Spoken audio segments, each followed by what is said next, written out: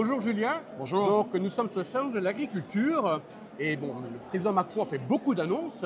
Et finalement, tout ça, ça va dans le bon sens. En quoi votre programme agricole il est différent de celui de Macron?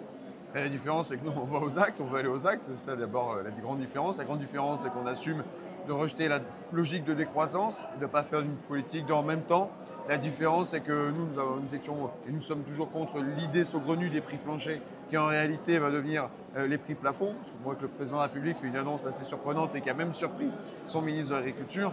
La grande différence, c'est que nous, on n'a pas un double discours qui est de dire stop Ecophyto pour faire une pause, alors qu'en fait rien n'a changé sur Ecophyto et il y a toujours cette logique de certain nombre d'outils phytosanitaires pour nos agriculteurs.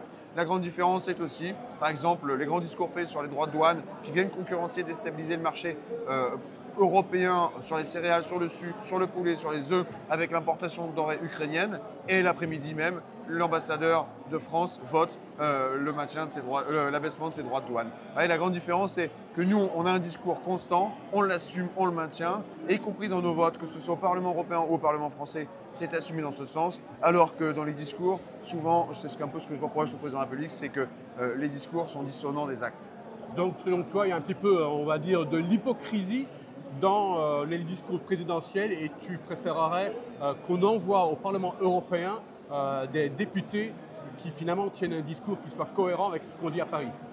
Des députés européens constants dans leurs convictions, des députés européens qui assument de soutenir l'agriculture. Je ne suis pas là pour dire faire de la politique politicienne, ce n'est pas l'objet de cette émission, mais néanmoins de dire aux agriculteurs ne vous trompez pas, soutenez des élus qui défendent votre agriculture, quel qu'il soit, qui défendent la logique de production, parce que c'est notre enjeu. On va être 10 milliards sur Terre dans 20 ans, il va falloir nourrir les bouches, et l'alimentation, tout comme l'eau potable, vont être les deux enjeux de ce siècle, je dis bien de ce siècle. C'est ce qui va conditionner les mouvements de population, c'est ce qui va conditionner l'économie, c'est ce qui va conditionner la paix ou les conflits. Très bien, merci beaucoup. Merci.